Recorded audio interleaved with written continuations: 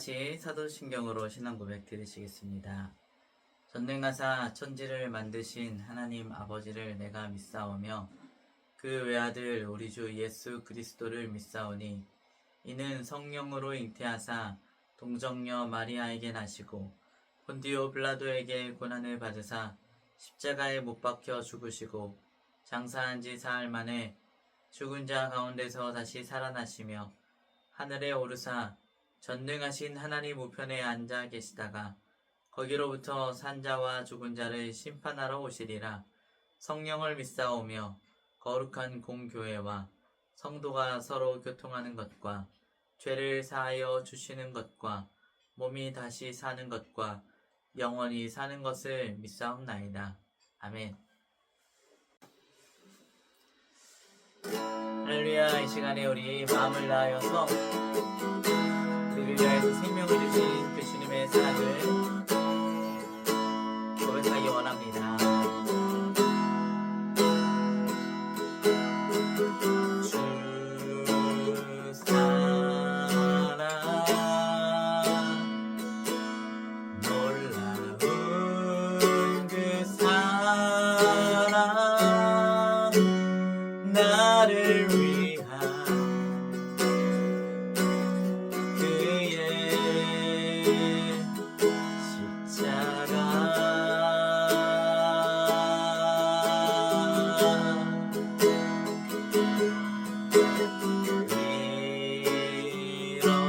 잃어버린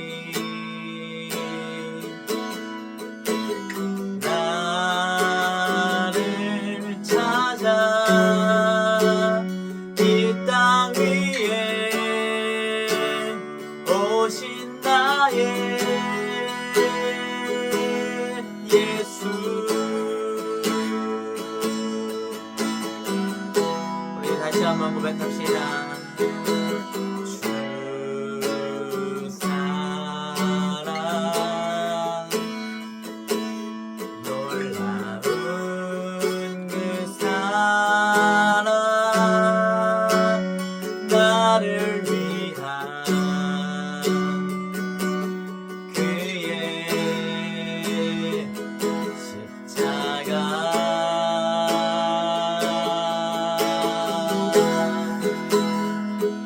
잃어버린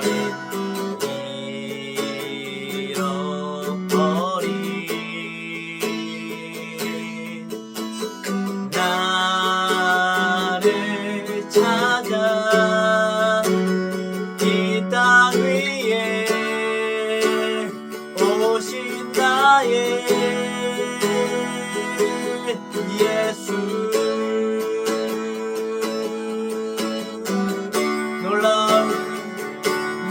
놀라운 주의 사랑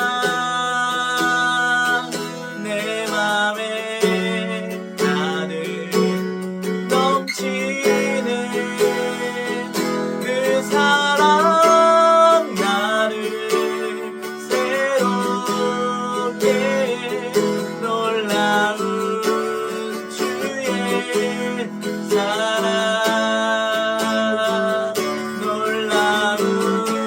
주의 사랑 내 맘에 가득 넘치는 그 사랑 나를 새롭게 놀라운 주의 사랑 놀라운 주의 사랑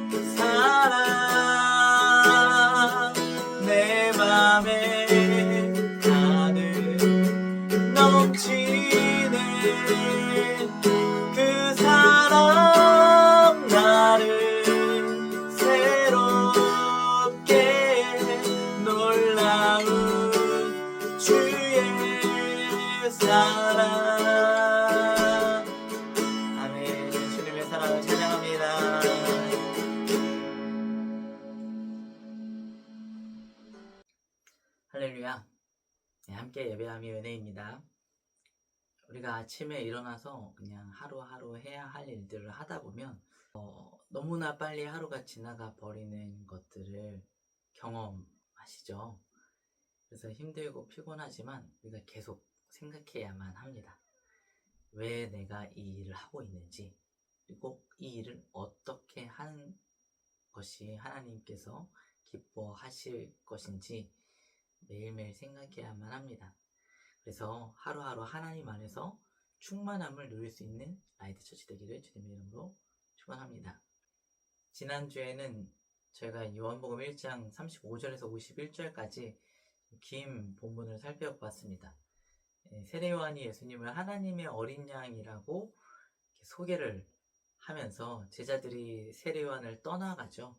네, 그것을 기뻐하는 세례 요한의 모습, 참된 영적인 지도자, 그리스도인 지도자들이 가져야 하는 겸손의 모습, 하나님 앞에서의 그 겸손의 모습을 보여주는 것 같습니다. 예수님은 자기를 따르는 제자들에게 무엇을 원하느냐? 와서 봐라 라고 말씀을 하시면서 그들을 주님과 함께하는 삶으로, 주님과 동행하는 삶으로 초대하십니다. 그것이 믿음이다. 주님과 함께 거하면서 살아가는 것이 진정한 믿음이라고 이야기하고 계십니다. 그 부르심에 반응한 제자들은 예수님을 전하는 것으로 행동합니다. 안드레는 형인 시몬을, 빌립은 친구 나다나엘을 예수님께로 부르죠. 예수님께서는 시몬을 보십니다. 그리고 시몬에게 너를 개바라고 부르겠다라고 말씀하십니다. 시몬은 굉장히 연약함이 많고 부족함이 많은 사람이지만 예수님께서 보시는 시몬은 그러한 모습이 아니죠. 우리가 우리 스스로를 판단하지 않고 예수님께서 나를 어떻게 바라보시는지, 예수님의 시선 속에서 우리를 바라볼 수 있었으면 좋겠습니다. 나다나엘도 예수님께 나아갔을 때 내가 너를 이미 보았다. 무화과 나무 아래서 이미 보았다라는 그 말 한마디에 나다나엘의 마음이 열려지고 예수님은 하나님의 아들로 인정합니다. 우리를 이미 보고 계시는 그 주님을 우리는 예수님 앞에 나아갈 때마다 발견하게 되어집니다. 그리고 주님은 지금 너와 나의 관계가 끝이 아니다. 더 깊은 관계가 있다. 더 많은 것들을 보여주고 싶다. 라고 말씀하고 계십니다. 오늘은 요한복음 2장 1절에서 12절 말씀 한번 보도록 하겠습니다. 설교의 제목은 그 사랑은 내 기쁨입니다. 그 찬양 있잖아요. 주 나의 사랑 나 주의 사랑 그 사랑은 내 기쁨. 이 설교 말씀을 본문을 읽으면서 그 찬양이 계속 생각이 났어요. 주님의 그 사랑이 나의 기쁨이다. 오늘 본문이 이 가나의 혼인잔치를 배경으로 하고 있는 본문입니다. 요한복음 2장 1절 2절 말씀인데요.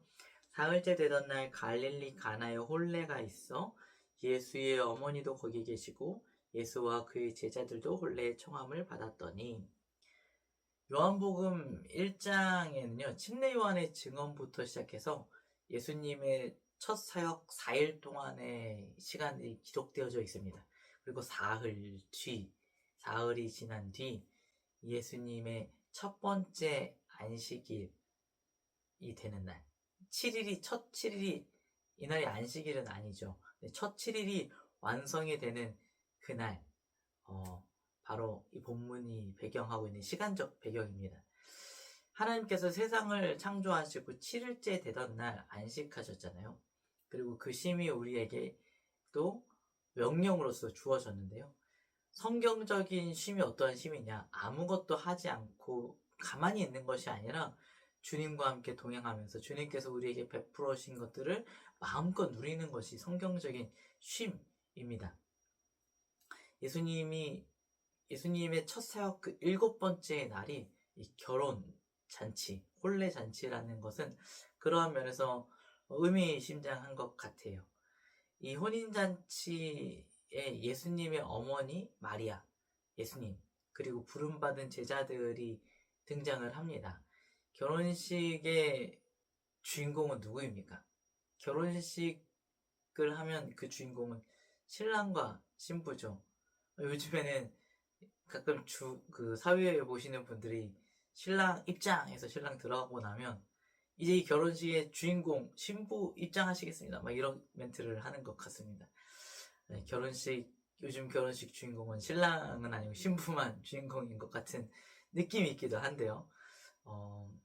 어쨌든 결혼식의 혼례잔치의 주인공은 신랑과 신부인데요.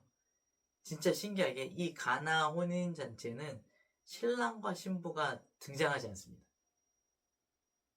대신에 주인공처럼 등장하는 사람이 바로 예수님이시죠.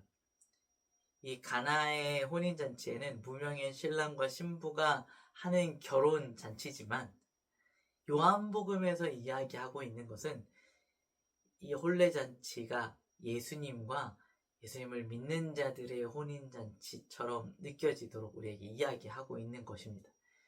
유대인들의 결혼 예식은 크게 보통 두 단계에 걸쳐서 진행이 되어지는데 첫 번째 단계는 약혼이고요. 두 번째는 이 결혼이죠.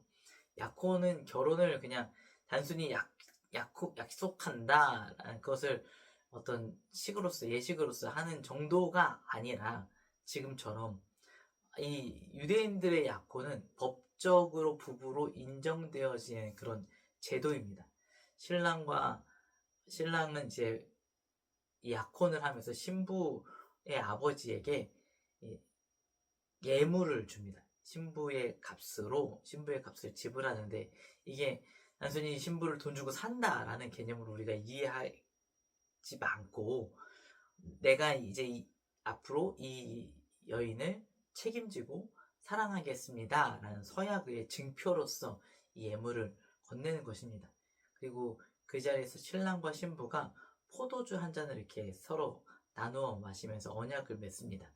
마치 예수님께서 제자들과 최후의 만찬 자리에서 이 잔은 내 피로 세우는 새 언약이다 라고 말씀하신 것이 생각나는 것 같죠. 이 포도주는 사랑과 헌신의 상징입니다. 그리고 나서 이제 신랑이 어떻게 하냐, 신부를 두고 자기 집으로 돌아가서 이제 집을 준비합니다. 같이 살아갈 집을 준비합니다. 그리고 신랑이 집을 준비하는 동안 신부는 정결하게 자기를 단장하면서 신랑을 기다리고 있죠. 보통 이 기간은 한 1년 정도로 잡는데요. 예수님께서 나중에 이제 제자들에게 내가 너희를 위해서 처소를 예배하러 간다 라고 이야기를 하는 장면이 이러한 결혼의 배경, 유대인들의 결혼식의 배경 하에 있는 것입니다. 그리고 보통 그 기간을 1년으로 잡지만 그 돌아가는 기간을 누가 결정하느냐? 아버지가 결정을 합니다. 신랑이 집을 다 만들었어도 아버지가 이제 됐다라고 말하지 않으면 신랑은 신부를 데리러 갈 수가 없어요. 그래서 예수님께서 다시 오실 때는 아들도 알지 못하고 아버지께서만 아신다라고 말씀하신 것도 이러한 문화적인 배경 속에서 이야기하고 있는 것입니다. 그리고 시간이 흘러서 이제 신랑이 신부를 데리러 가죠. 신부는 등불을 가지고 나온 신랑을 맞이합니다. 이 마태복음 25장에 나오는 열처녀 비유가 이러한 혼례 풍습을 배경으로 하고 있고요. 이제 신랑과 신부가 함께 집에 들어가고 이제 그때부터 이제 잔치가 시작이 되어지는데요. 이 잔치가 진짜 가난한 사람들은 하루만 잔치를 벌이기도 했지만 보통 한 일주일 정도를 잔치를 했다고 합니다. 온 마을이 함께 모여서요. 노래하고 춤추고 먹고 마시면서 기쁨 가운데에 이 새롭게 인생을 시작하는 신랑과 신부를 축하해 주었습니다. 그래서 이 모든 잔치의 하이라이트가 뭐냐면 포도주예요, 포도주. 그래서 이 포도주는 잔치의 기쁨의 상징이고 축복의 상징인데 이 가나 혼인잔치에 포도주가 똑 떨어진 것입니다. 3절에 포도주가 떨어진지라 예수의 어머니가 예수에게 이르되 저들에게 포도주가 없다 하니, 지금은 잔치할 때 그런 의미가 좀 많이 떨어지기는 했지만 옛날에는 우리나라도 잔치에서 제일 중요한 게 무엇입니까? 음식이죠. 사람들이 잔치에 가는 이유는 먹으려고 가는 것입니다. 과거에는 지금처럼 음식이 풍족하지 않았기 때문에 언제 음식을 마음껏 먹을 수 있느냐? 잔치를 벌일 때, 축제를 벌일 때 음식을 마음껏 먹을 수 있었습니다. 그래서 이 마음껏 먹고 마시었기 때문에 기쁜 마음으로 마음껏 축복도 해줄 수 있었던 것이죠. 근데 이 포도주가 떨어진 것입니다. 포도주는 사실 절대로 떨어지면 안 되는 음료입니다. 신랑과 신부 모두에게 매우 불명예스러운 일이고 절대로 일어나면 안 되는 일이었는데 그 사실을 마리아가 알게 되었어요.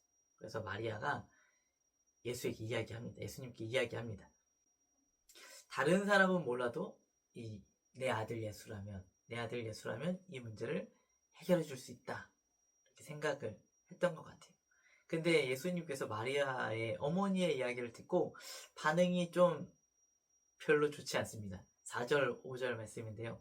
예수께서 이르시되 여자여 나와 무슨 상관이 있나이까 내 때가 아직 이르지 아니하였나이다. 그의 어머니가 하인들에게 이르되 너희에게 무슨 말씀을 하시든지 그대로 하라 하니라. 예수님은 내 때가 되지 않았다 하면서 어머니 마리아의 이야기를 모른 척 합니다. 근데 마리아는요, 예수님의 이야기를 듣고 더 설득하거나 부탁하지도 않고 당연히 예수님이 도와줄 것인 듯 다음 이야기들을 하는데요. 1장에서 제자들과 예수님이 좀 대화가 박자가 어긋나고 있는 것처럼 이 2장에서 마리아와 예수님의 대화도요, 서로 다른 관점에서 이야기하고 있는 것 같아요. 마리아는 가나 혼인잔치에 포도주가 떨어졌으니까 이것 좀 다시 어떻게 좀 해결해봐라 라고 이야기했다라면 예수님께서는 이 가나의 혼인잔치가 예수님의 마음속에 있는 게 아니고 신랑 되신 예수님과 신부된 성도들의 결혼식을 생각하시면서 아직 내 때가 되지 않았다. 아직 그 결혼식의 때가 되지 않았다. 라고 말씀하고 계시는 것입니다. 그 신랑 되신 예수님과 신부된 성도들의 결혼식에서 마셔야 되는 그 잔이 무엇입니까? 떨어진 그 포도주가 무엇입니까? 바로 예수님께서 십자가에서 흘리셔야만 하는 그 예수님의 보배의 피인 것입니다. 그래서 예수님께서 아직 내 때가 되지 않았다 라고 말씀을 하신 것이죠. 예수님은 잠깐 우리들의 입으로 들어가는 그 음료가 진짜 기쁨을 줄 수 없다라는 것을 알고 계셨습니다. 예수님께서 말씀하시는 이 포도주, 그 자신의 피로 만든 그 생명의 포도주만이 진정한 기쁨을 우리들에게 줄 수 있다라고 예수님께서 말씀하시는 것입니다. 어쩌면 마리아도 그걸 알고 있었을지도 몰라요. 예수님과 마리아 사이에 그 사명에 대한 이야기들이 오고 갔었을 수도 있고 아닐 수도 있죠. 성경이 안 나와 있습니다. 어쨌든 마리아는요, 당장 지금 눈앞에 있는 이 젊은 남녀의 공경을 모른 채 하지 않았습니다. 그리고 예수님께서도 말씀은 그렇게 하셨지만 그들의 어려움들을 외면하지 않으셨죠. 그래서 마리아가 이제 하인들을 불러서 이야기합니다. 예수님의 말씀이라면 어떠한 말씀이라도 순종해라.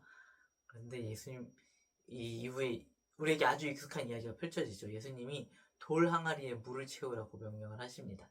6절에서 8절 말씀인데요. 거기에 유대인의 정결 예식을 따라 두세 통 드는 돌 항아리 6이 놓였는지라.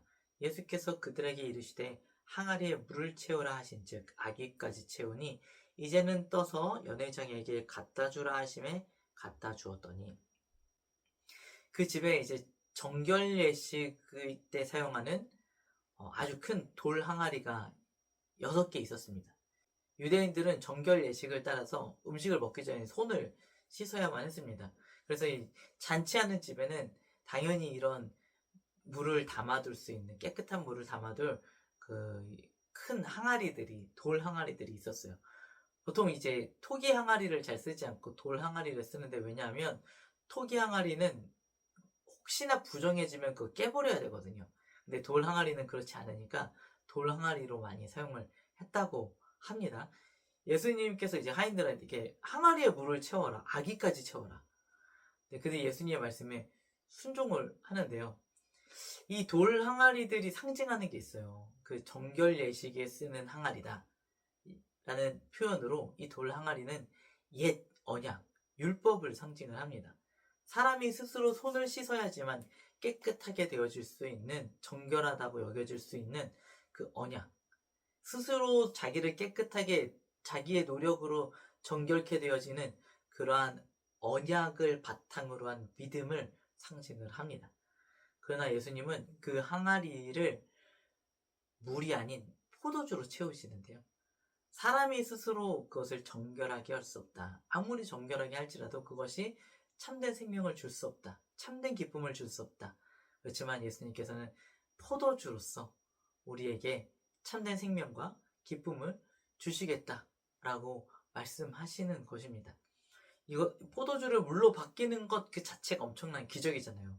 물질의 성분이 이렇게 바뀌는 거, 이게 과학적으로는 설명이 되지 않잖아요. 우리의 이성으로는 불가능한 일이야 라고 결론 낼 만한 일인데요.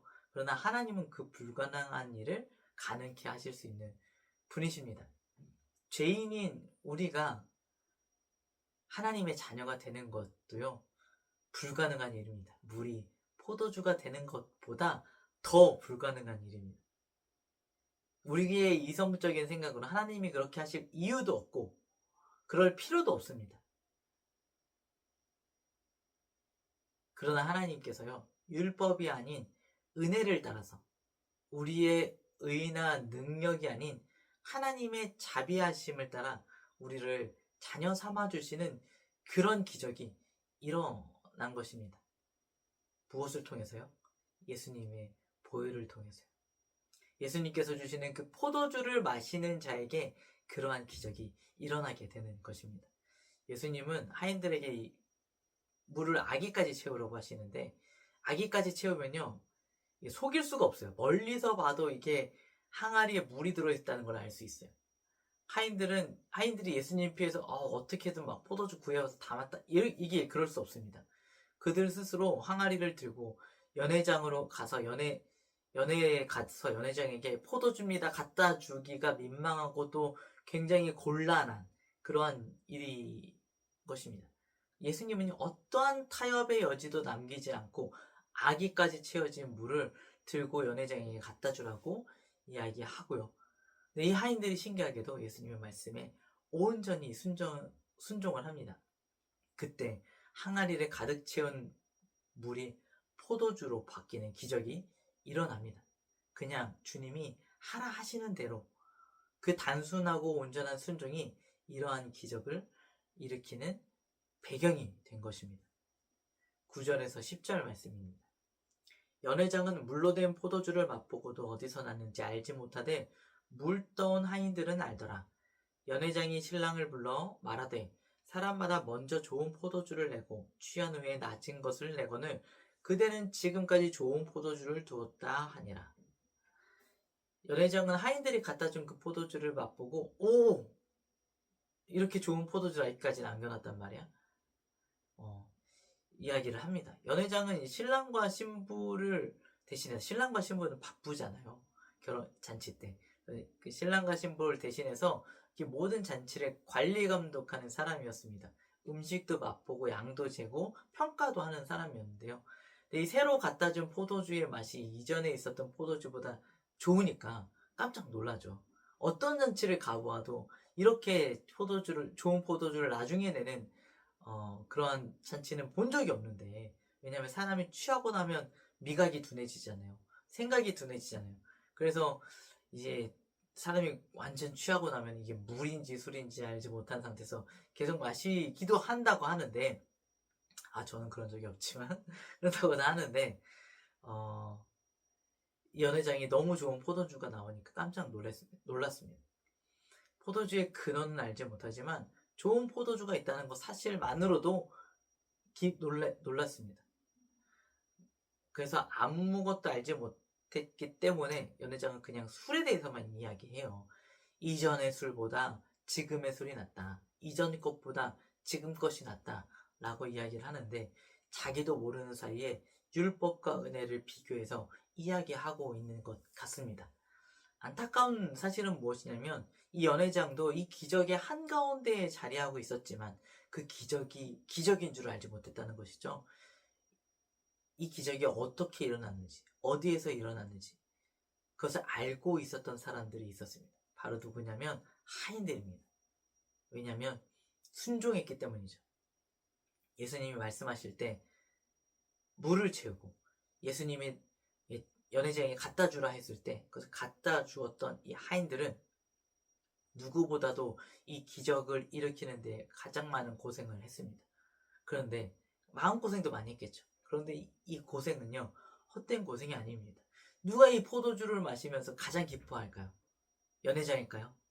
이 설령 이 포도주를 맛보지 못한다 할지라도 그 포도주를 바라보면서 가장 많이 기뻐할 사람들은 하인들 아니었을까요? 우리가 하나님의 말씀 가운데 순종하면서 그것을 고생으로 여기지 않았으면 좋겠어요. 그 순종이 언젠가 하나님 안에서 기적으로 변화될 것이고 그 기적을 맛볼 때 가장 기뻐할 사람들은 순종한 사람들입니다. 11절에서 12절 말씀입니다. 예수께서 그 첫 표적을 갈릴리 가나에서 행하여 그 영광을 나타내심에 제자들이 그를 믿으니라. 그 후에 예수께서 그 어머니와 형제들과 제자들과 함께 가버나움으로 내려가셨으나 거기에 여러 날 계시지는 아니하시니라. 이 가나의 혼례잔치에서 예수님께서 하신 기적은 요한복음에서 나타나는 첫 번째 기적입니다. 근데 이 요한복음에서는 기적을 기적이라고 이야기하지 않고 표적이라고 이야기합니다. 이 요한복음에 총 7개의 표적이 등장을 하는데요. 이 요한복음에 7가지가 많이 나와요. 예수님의 자기선언도 7개고요. 표적도 7가지고요. 근데 이 7이라는 것은 완전수잖아요. 왜 완전수냐면 하나님이라는 수가 3이고요. 하나님을 나타내는 수가 3이고 세상을 나타내는 수가 4거든요. 이 3과 4를 더한 숫자가 바로 완전한 숫자 7인 것입니다. 이 표적이라고 부르는 이유가 있죠. 표적은 이 표적 자체가 중요한 게 아니기 때문에 표적이라고 하는 거예요. 표적은 무언가를 가리키는 걸 표적이라고 하잖아요. 요한복음에서 나타나는 이 놀라운 기적들은요, 예수님이 어떠한 분이신지를 드러내는 표지판에 불과합니다. 이 기적으로 인해서 제자들이 어떻게 되었냐면 예수님을 믿게 되었어요. 예수님과 더 깊은 관계 가운데로 들어가게 되었습니다. 기적 자체는 매우 놀랍고 대단한 것이지만 믿음으로 이어지지 않는다라면 그 기적은 사실 의미가 없습니다. 기적은 지금 있다가 사라져 버리기 때문입니다. 영원히 있는 말씀이신 예수 그리스도를 믿게 되는 것이 이 기적의 목적입니다. 이 결혼식의 진짜 주인공은요, 신랑과 신부가 아닙니다. 예수님이 진짜 주인공이시죠. 그렇기에 가나의 혼인잔치는 단지 과거의 사건이 아닙니다. 예수님께서 우리를 그 잔치로 초대하고 계시기 때문입니다. 물이 변해서 포도주가 되었듯이 우리의 일생이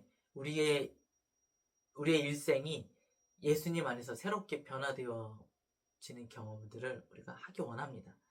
주인 되신 예수님께서 준비하신 그 놀라운 잔치, 하늘의 잔치에 그곳에는 정말로 좋은 포도주가 마지막까지 예배되어져 있습니다.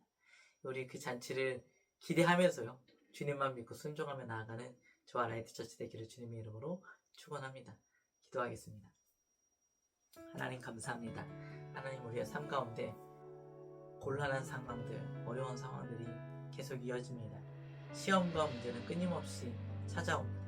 그러나 하나님, 우리의 상황을 외면하지 아니하시고 늘 우리에게 좋은 것 주시기를 원하시는 그 주님의 선하심을 믿고 의지하며 나아갑니다.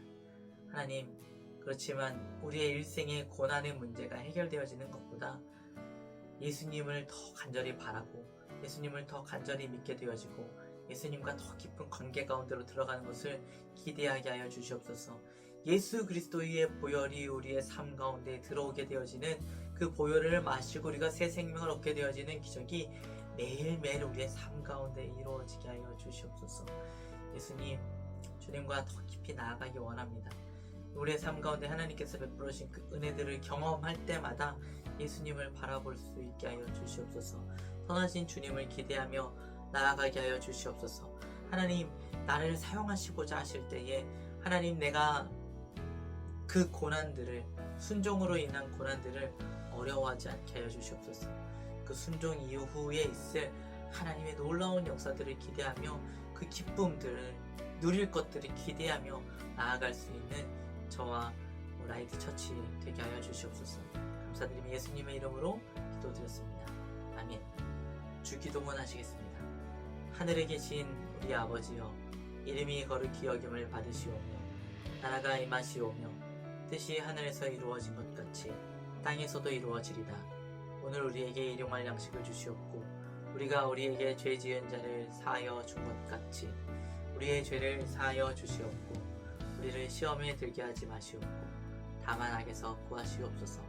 나라와 권세와 영광이 아버지께 영원히 있사옵나이다. 아멘. 오늘의 기도 제목입니다. 우리의 어려움을 외면하지 아니하시는 예수님께 우리의 문제를 가지고 나아갑시다. 그 어떤 기적보다 예수님의 보혈을 사모하는 믿음을 구합시다.